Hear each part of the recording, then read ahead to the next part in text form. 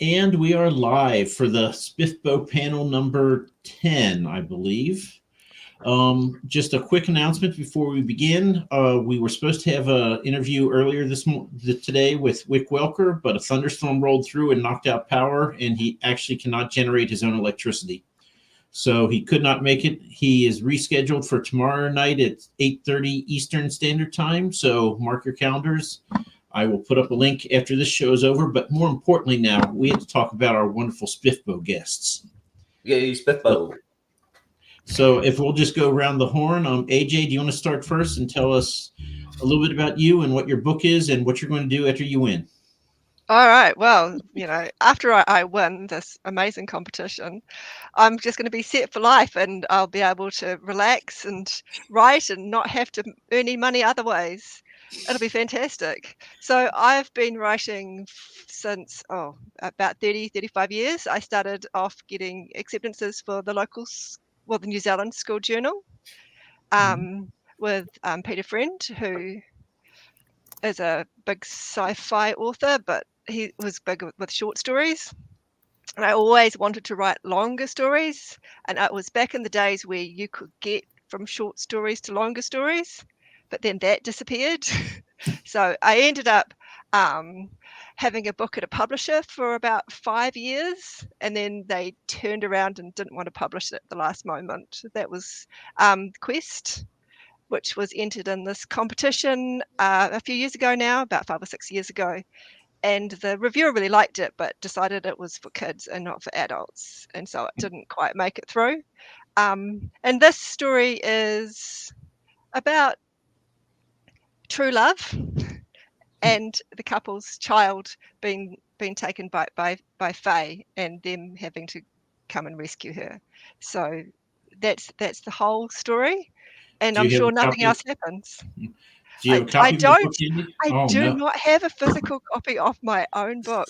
I do have physical copies of all my other books, but this series, I'm waiting until it's finished before I print it in New Zealand, because I want to make sure that I'm writing the last book in the series now, but I want to make sure that the whole arc is correct and that everything is put into those first books if I've made a mistake somewhere. So what is the name of your book, at least? It's Into Fairland. And we have the graphic on the thumbnail so everyone can see it, and it should be in the description. So everybody should check it out, and then they can send pictures holding your book to you. That'd be fantastic. Thank you. Diana, tell us about you and what you're going to do after you win. Well, I have not been thinking about whether I'm going to win or not. I've been trying to just not stress it. But on the off chance that I do win, I mean, there's 300 books, so I'm not holding my breath. I would definitely do the thing I always do to celebrate a big writing win, which is order sushi. Nice.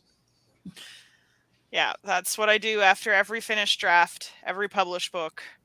Sushi's expensive, so I can't really afford to order it unless I'm celebrating. So when I'm celebrating, I make sure to get that sushi.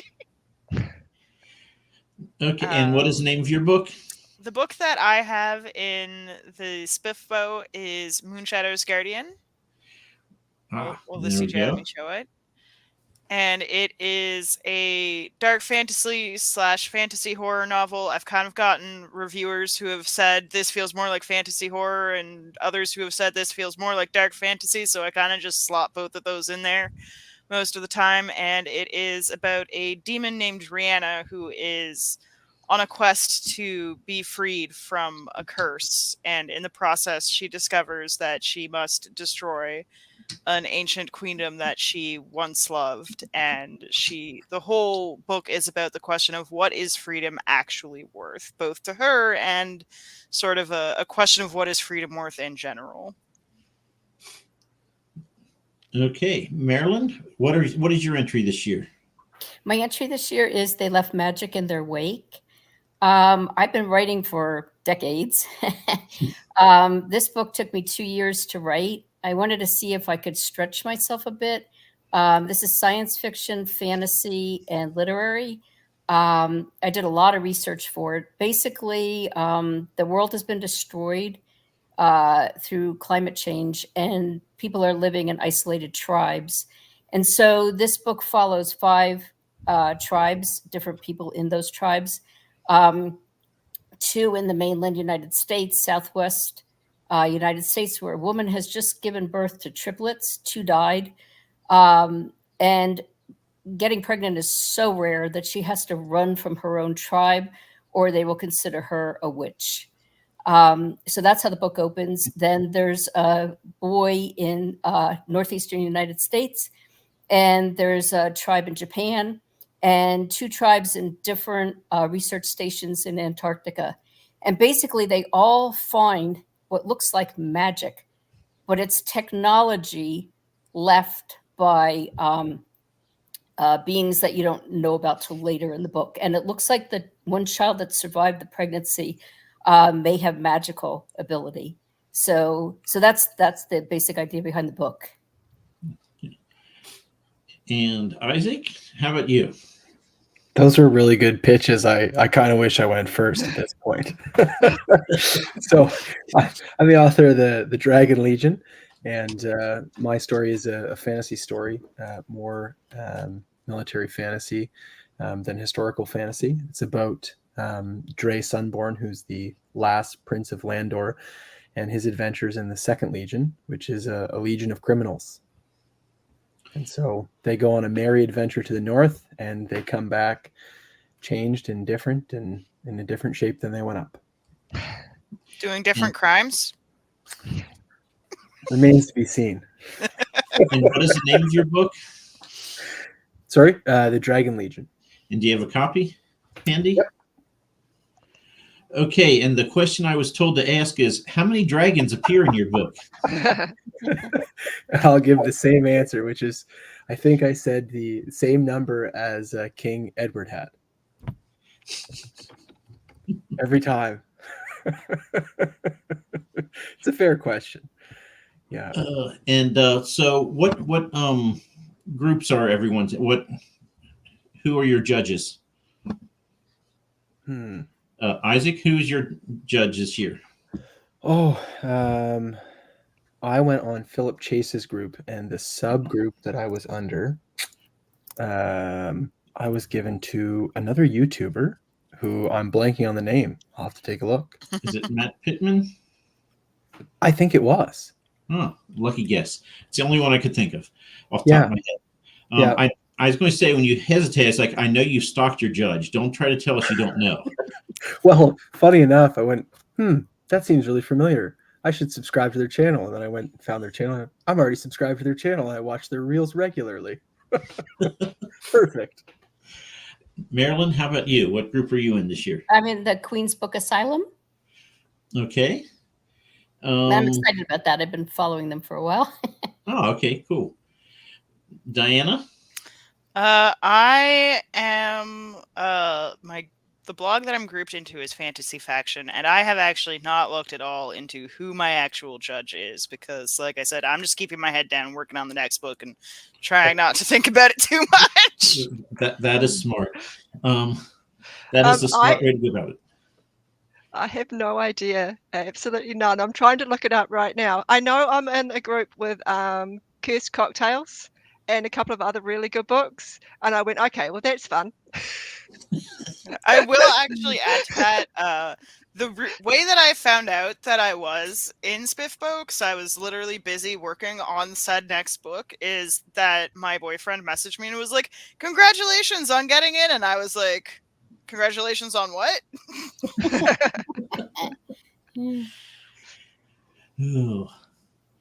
So how many of you have done this before? I have.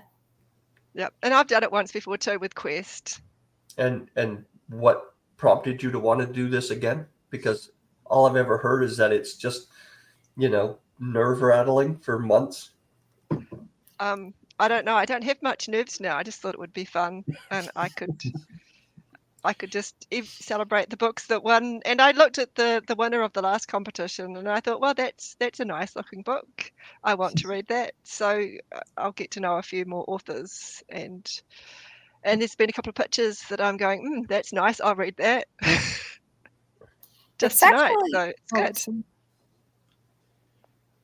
Go ahead, speak over each other. It's all good. This is a free-for-all. Sorry, I thought you were Don't stand on politeness here. I was just going to say the whole experience is a really good experience because a community builds around it. So there's groups. There's already groups on Discord. They usually do a book sale. And then the experience has been good with the judges. The first contest, I don't think they can do this anymore because the contest is so huge.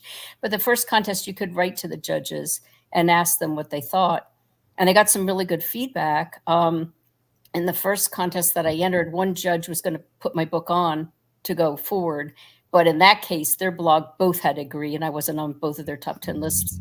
But the community continues to be very, very friendly. So that's an awesome experience. Yeah. What was the first SPFBO that you were entered in? Oh, geez, I don't even remember what year it was. It was a while ago. But it was a very, very first one. And it was very different. There was no Google form because it was just starting. So you basically just send in an email and you send in however you wanted to send your book, whether you were going to gift them a Kindle or you were going to a Kindle book or you were going to send in an ebook. It was very informal. The judges were all organized, but within a few years, it just blew up. I mean, they had so many entries. Yeah. That's what I found most interesting about the name. Like when I got into the thought process of self-publishing, I thought, well, this is really cool. Like this competition is really interesting. What does SPFBO stand for? And I went, blog off. Huh. Right. I remember blogs. That was a big deal. And I was like, wait a minute. I guess these are still technically blogs. We just call them something different. Yeah, I remember a couple of years ago, it was always referred to as a self-published fantasy blog off. And a couple of years ago, Mark Lawrence brought up this thing that was kind of funny. Well, how do you pronounce the initials? And they settled on SPFBO. The 10 really messed me up this time, which was box, and I was like, box, you've lost me. Yeah. Box just this year. Yeah. Next year will be SPFBoxy, I guess. Yeah, exactly. Oh. Okay, so are we ready for a silly question? Yes, please. Yep. All righty. I got my little die thing here. Let me roll the number 4. Silly questions. They're over here. If you could have any superpower specifically geared towards your writing for just one day, what would it be and how would you use it? That's a new one. I haven't asked that before. Who wants to go first? I'll go first. To write 100 books in a day and have them hit the right tropes and sell really well. That feels like 3 different superpowers rolled into one. Okay, 100 books in a day. Good plan. Why have only one when you can have 3? Well, you can use ChatGPT now. Oh wait, no, never mind. That's a whole other topic. No. We're not even going to go there. That's a good one. I was going to go with like super fast typing, because I just went right to, well, I could write a lot of books, but taking 100 books at once, I'd take that too. But super fast typing, all the friction just means your keyboard would just catch on fire at some point. So you have to have backups. Oh yeah, I've got 3. It'll work. Okay, no worries. I'm using my backup. Super fast thinking might actually work better than super fast typing. Ooh. Yeah. Trying to put all the pieces together in your head. So, Diana, how about you? What is your superpower and how will you use it for good stories? Oh goodness. I mean, I would love to be able to just think into my word processor. Just eliminate the typing step altogether. I have repetitive strain injury, and most of the time I have it under control. But if I could just not type and still write books through thought, 'cause dictation I feel awkward about. I live in a small apartment with someone else. I'd just be worried about the stray thoughts that come into my mind being in the book. It'd be like, why are they talking about feeding this cat again? That's what editing for, and it's no worse than when my cat actually steps on the keyboard. You know, as an editor, I fully approve of this idea because you'd be getting manuscripts that were like 300,000 words, you know, and half of it would just be total irrelevant garbage. I really see where you're going with that, but wow, that would just be so problematic. Imagine the I want a daydream. machine that reads my thoughts. Yeah, those little tangents that you go off on, like those are just all documented. Oof. Yeah, right. I'll just cop out that my character has ADHD too. It's fine. That's a good plan. Who else has ADHD apart from us? I was thinking I'd just like a superpower where my brain just did what it was supposed to do for an entire day. That'd be amazing. Why did I come in this room? Yep. Yeah. Oh, that's good. No.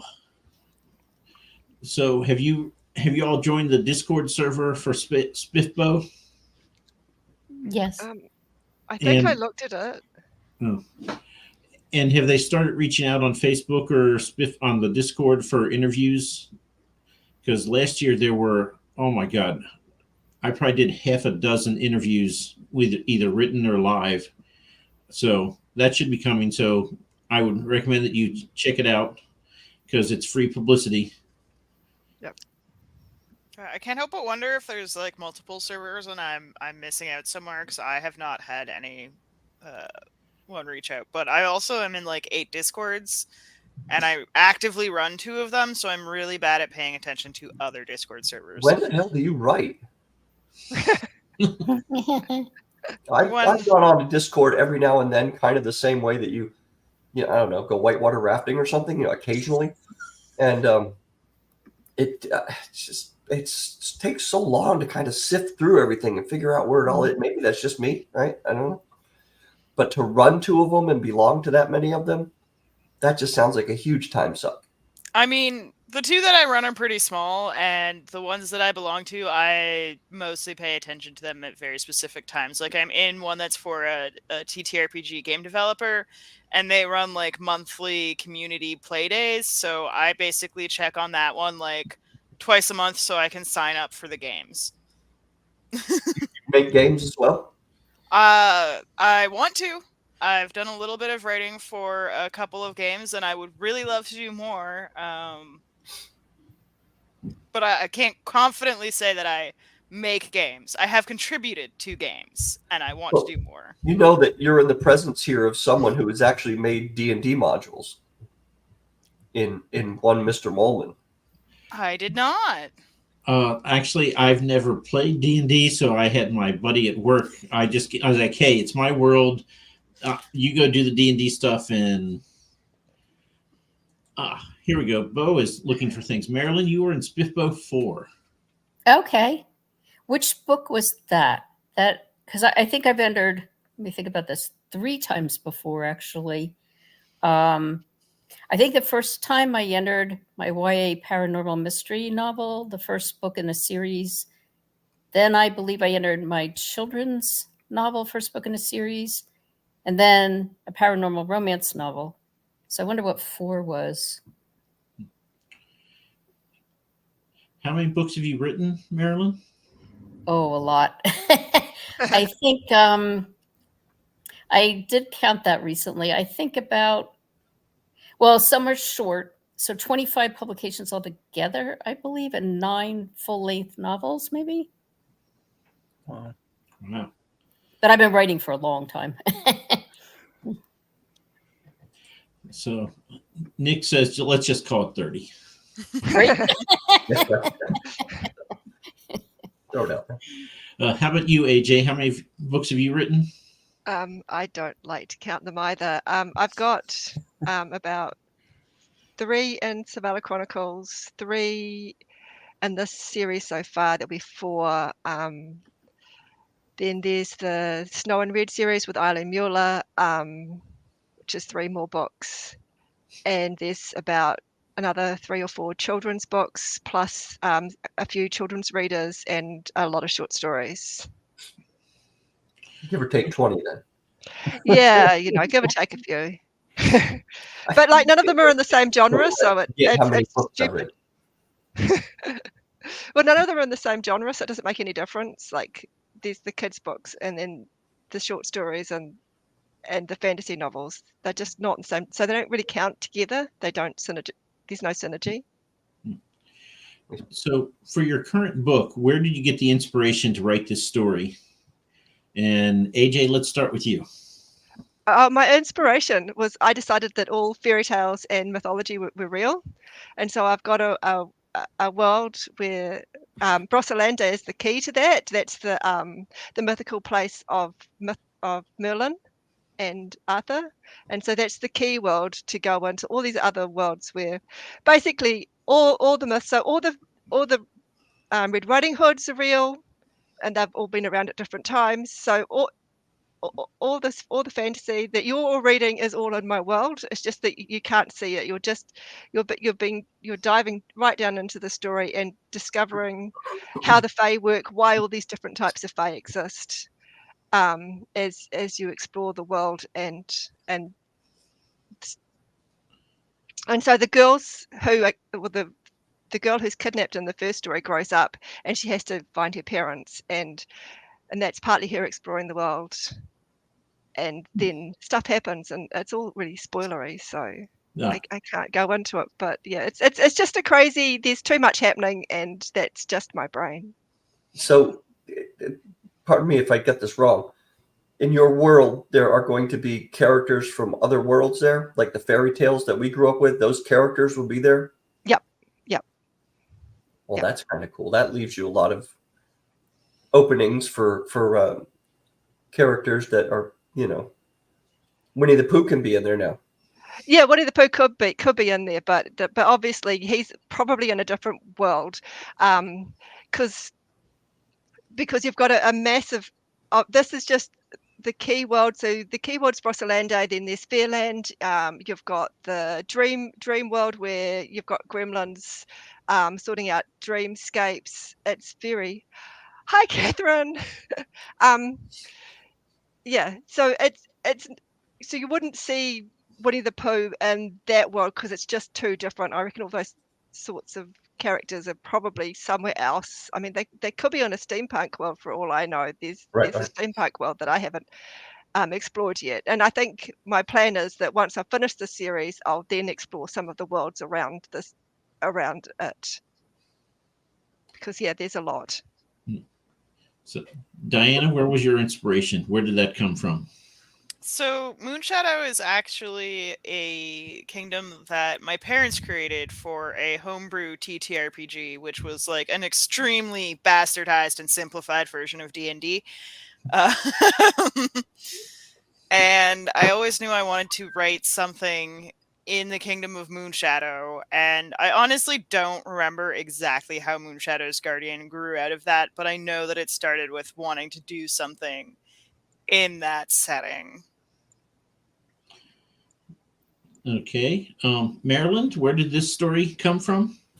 Well, it actually changed a lot as I wrote it. My initial idea was that I wanted to try writing an apocalyptic story from a woman's point of view if the woman was pregnant and had to deal with all of that and run through a very difficult landscape and survive. But as I started to develop her story, I felt, well, I need more.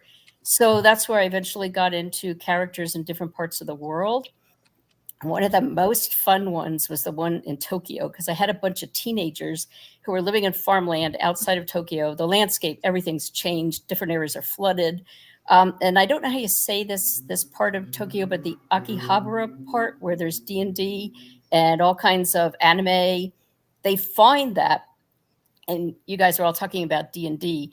I had to learn a lot about D&D in order to write this, because they find all this D&D equipment, but they think it's, it's from the ancients, they say. They don't understand how to play it. They find a book, they're going to teach themselves, but they also happen to find these magical blue stones at the same time that have certain powers. They think that's all D&D.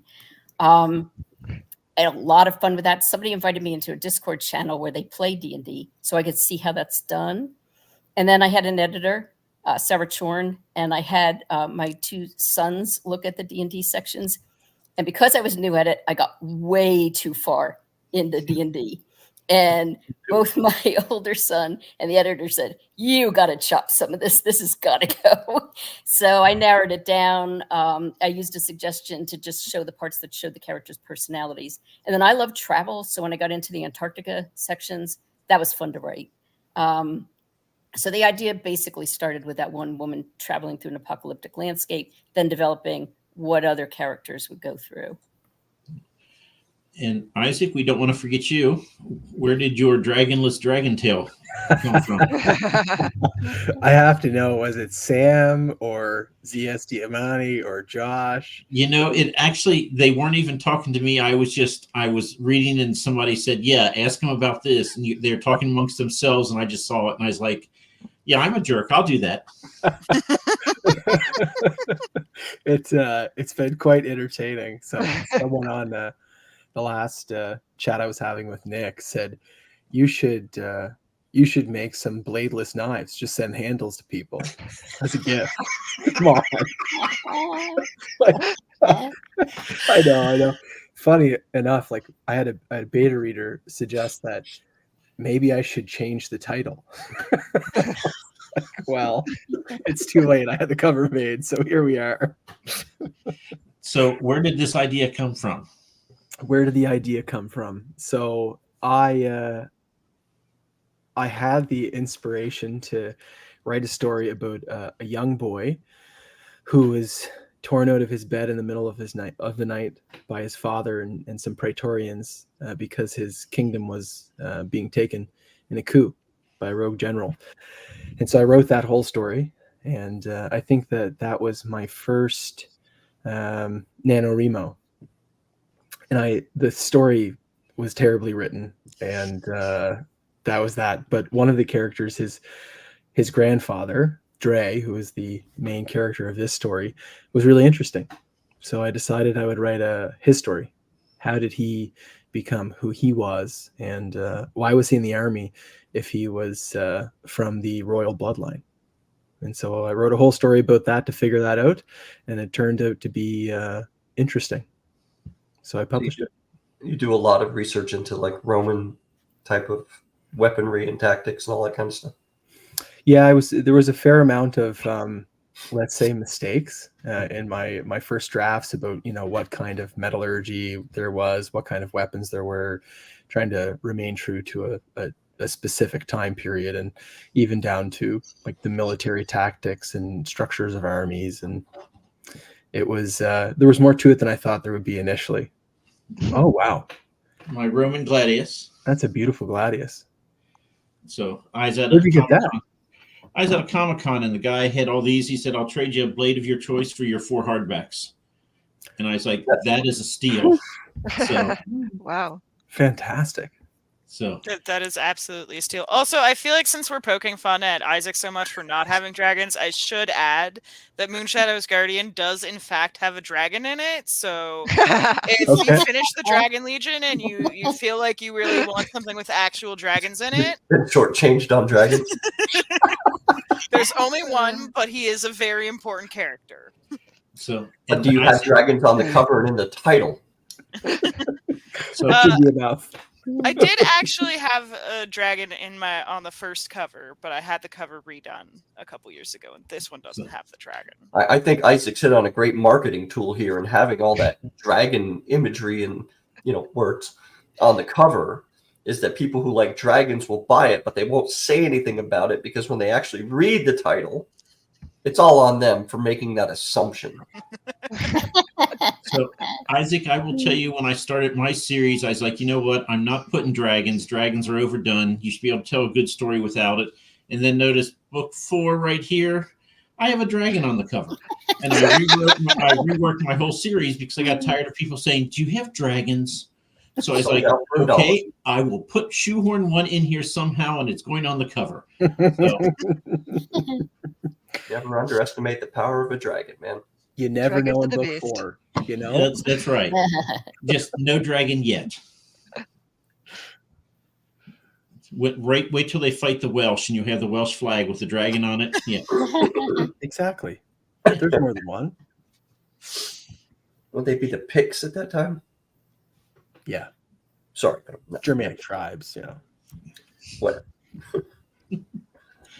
Oh, so are we ready for a serious or a silly question? Silly. Roll the dice. Okay. Yep. Yeah, we keep telling you that. Roll a die to see which one you go to. Okay, 10. It's silly. Oh, okay. This one I could not answer. Can anyone give an example of onomatopoeia? And for bonus points, can you spell the word? ONOMAPOIEA. Nah. Spell it again. ONOMAPOIEA. Okay, now use it in a sentence. Onomatopoeia is a word that means something that its meaning is represented by its sound. Like it sounds like what it means. Like thwack. Yeah. Well, the good news is your sentence was great, but I do have a red squiggly line underneath the spelling. So that tells me it's not right. I'll be damned if I know if it's right or not. But So, and I will tell you that question came from ChatGPT because I could never spell onomatopoeia no matter if you gave me 10 chances, and I had to look up what it was. So that was definitely Can I not ask my how wrong question. I got it? you had to look up what it was, and that's what happens when you get a chemistry degree instead of a literature or an English degree. I could spell dragon. Yeah. Okay, I put it in the chat here. Oh. Oh, There is an actual T in it. It's not, I thought it was one of the trick ones. Well, a T is just silly. It's like a U in flavor. What the hell's that about? For our Canadian friends and our Kiwi friends who color. spell things wrong all the time. Or I like bows. Yep. No, I think Bose is right. That's how we want to spell it. Let's just go to phonetic spelling. Okay, so Isaac, when is book 2 coming out in your series? That is an excellent question. So, No, we want a date, a drop dead date. And will there be another dragon on the cover? There's got to be now. So, novella probably coming in the fall. That's written, just in the editing process. Sorry. These answers are fantastic. Catherine, that is so far down. That is so far down a rabbit hole that's just wrong on a number of levels. Oh. So novella is coming out in the fall, and I've kind of Dragon Legion +1. I've shifted gears a little bit. I had most of book 2 written. Got some feedback from some readers and some other folks, and I think I'm probably gonna plug a book right in between and call that book 2. So I'm starting fresh on that. I would say probably about 8 to 12 months. But book 3 is mostly written. About 96,000 words written. So yeah, see, you're well ahead of the game then. Yeah, that's awesome. Yeah. So, follow-up question: are you ever going to do another show like this again for SPFBO with how you've been treated today? This is fantastic. This is what I came here for. It was as advertised. I would recommend this to anybody. It's an absolute hoot. Okay, Marilyn, how about you? When is there going to be a sequel to the book that you wrote for the show? Oh, sorry. Yeah. I was debating whether to make this a standalone or a trilogy. I wanted to see how things went with this. It's going well. So I think maybe within a year, maybe sooner, I'll have the second. And I'm hoping to turn this into a trilogy. I have an idea for the whole trilogy. I've had that from the beginning, but wrote the first book as a standalone if it ended up being that way. Okay. So you finished the book and you didn't know if you were going to put more books in the series? Yeah, there was a reason for that. I felt like when I've been publishing since ebooks were first a thing, and it was really easy to sell books. I mean, all you had to do was go on the internet and say something happened with your book and poof, you'd see sales.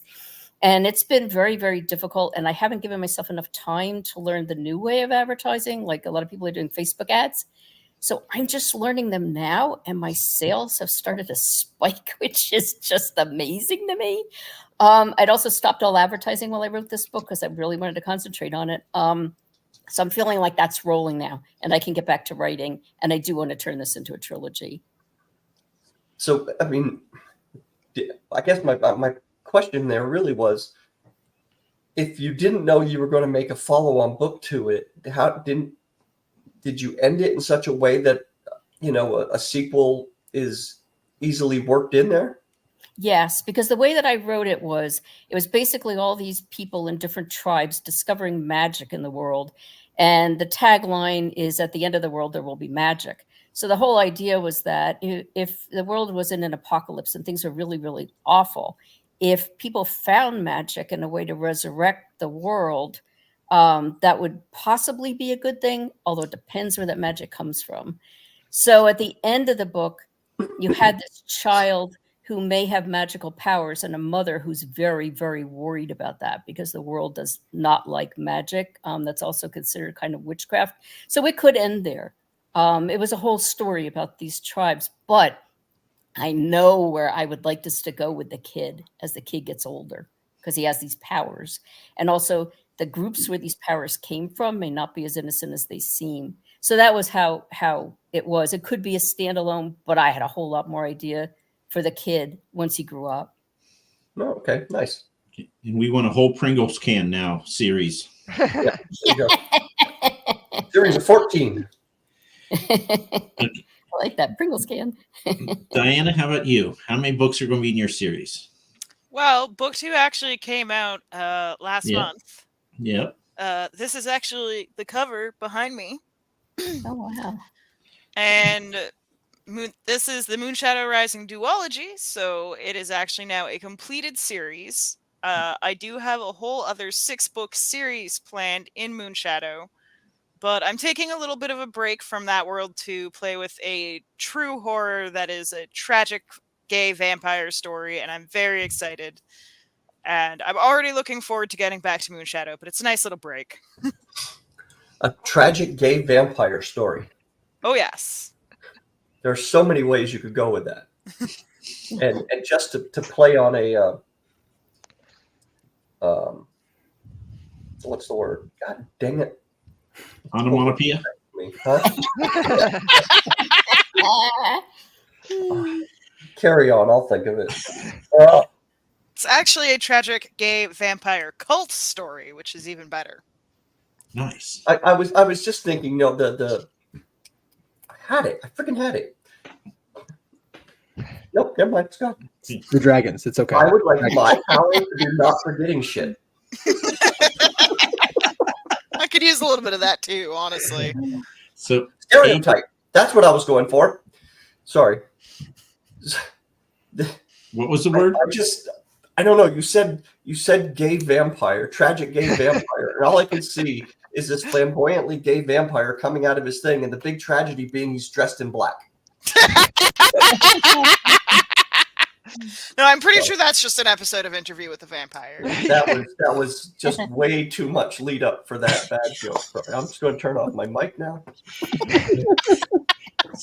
AJ, how about you? Is this a series? Is this going to be a Doctor Who 50-year series? So yeah, absolutely.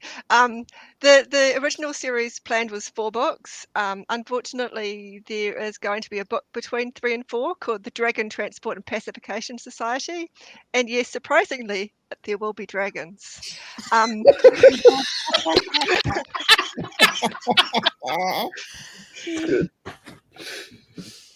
then once that 4 series is complete with, and it's going to be like a stepping stone story because it's about a bridge troll.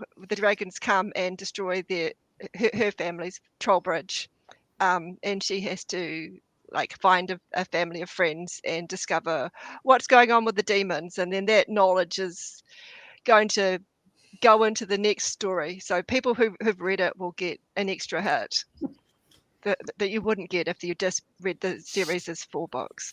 And then, of course, I've got the world, which I think I'll be rolling lots of cozies in. Yeah. That's great. Yeah, I should do that. Human Legion. There are no humans. Yes. But there were goblins and dragons. Okay. I think we have time for one more ridiculous question because we haven't hit our quota yet. This is awesome. So, number 4, what is the most famous landmark in your book? The Dragon Hills.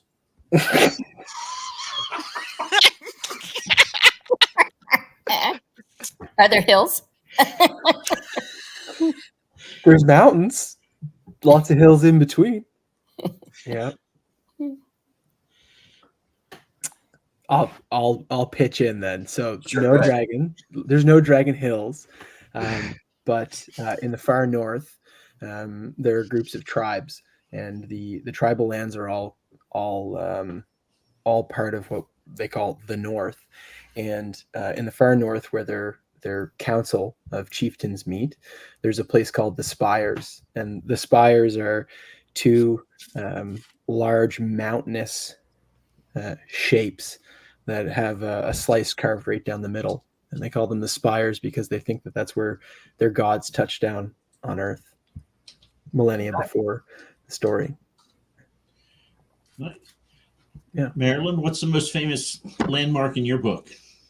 I think probably Tokyo, the McMurdo.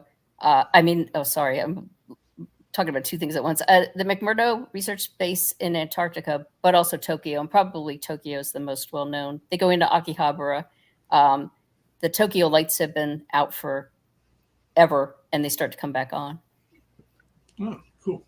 And Diana, how about you? It's right at the beginning of my book. The other one I was debating, I think, is a spoiler, but it's, since we're on a running theme tonight, it's Dragon Keep. No, it's not. Yes, it is. It is home to some of the gods, and it's also where the majority of the dragons sort of fucked off to when they decided they were kind of tired of the humans. Okay, and AJ, please tell me you have dragon hills or something. There is a dragon beside the Dragon Transport and Pacification Society building, but I don't know. I think the most important landmark in my book is the Three Sisters tree, which is how the portal between Earth and Brosselande. So yeah, but I mean, obviously you've got Brosselande itself with all its landmarks and the little stream where Merlin makes the deal with the Fae. So yeah, I think it's in some mythology somewhere. If it's not, just tell people it is. Then Yeah, it doesn't really matter. To be honest, I look up the mythology for inspo and then just go my own way. Yep. Okay, well, we are nearly at the end. So can everyone tell us one more time? Show us your book if you have it. And pitch it hard. Yeah, pitch it hard. Like we're only going to buy one. I'm sorry. Okay. Marilyn, you go first. My book is They Left Magic in Their Wake. I wish I had a physical copy with me right now. It's about people in 5 different tribes after the world has gone through an incredible apocalypse. They don't even know about the existence of each other. And a lot of exciting things happen as they start to find some weird technology that borders on magic. And there's a child who may have the power of magic. Question. Sorry, Sure. Mike. Sure. You say incredible apocalypse. Awful. The shitty apocalypse, the great apocalypse. There's the incredible apocalypse. He's an editor. He has to do this. Editor. Yeah, that's definitely an editor question. It's the world has been devastated by an apocalypse. So a bog standard old apocalypse then. Yeah, it's Okay. awful. The difference is the magical elements. If we're giving Isaac all this shit about dragons, we got to pick on other people too. There you go. I wish I had dragons. Me too.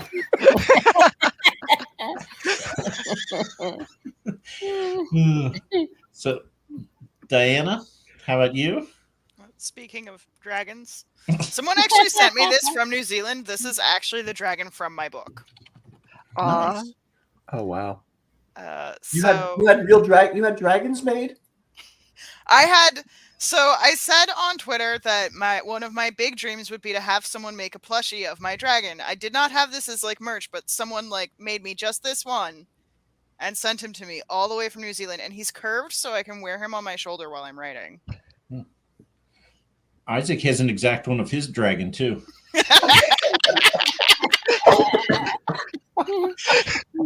Right here. I just realized I do have a tiny dragon in my book. It's one of the D&D figures they find. So there you go. Incredible. It's an Easter egg. It's more than me. All right, so if you like dragons and dark fantasy about women with swords and broody vampires, check out Moonshadow's Guardian, which is my SPFBO entry, and also check out Moonshadow's Champion, which is book 2 that just came out last month, so you can read the whole series right away. Nice. Okay, AJ? If you love Fae and want to find out what changelings are, then drop into Fairland. You'll discover a whole new world. Can you spell the name of your book, please, AJ? So FAERLAND. Is that right? FAE. Yep, that's the one. Okay. So outside your house, the thing that's raised up off the ground, what is that called? What do you mean? Outside It's my not house? a porch. It's raised. What is it? I don't know. We would call it a deck. What do you call it? A porch, probably. Nope. Say deck. Deck. Okay? Oh, right. Yes, you want me to do my New Zealand accent. So Yeah. now okay, you cool. understand why I'm having to ask you to spell things. You know, fair enough. And last but not least, unless we're talking about number of dragons, That was your pitch. I'm trying to spread the wealth, Mike, and you just keep hammering on the poor man. Oh, hey, listen. This is great. Dragon Legion. I hate to spoil it, but there are no dragons in the Dragon Legion. The Dragon Legion is about Dre, the last Sunborn prince, who is in the Second Legion, a legion of criminals, who marches north with his legion and gets up to all kinds of adventures. Yeah. The series itself is Criminal Legion. It's a legion of criminals. Yep. Okay. The series itself is actually about the Sunborn family, and it's a generational fantasy about the retaking of their lost empire. That sounds great, even without dragons. Thank you. Thank you very much. All right, Michael. all right, just one last comment here.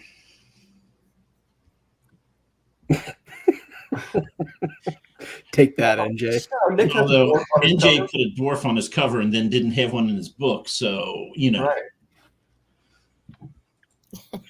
Okay, well, with that, we've abused you for long enough. So we're going to end it here. Everybody gets to wave awkwardly. Good luck to you all.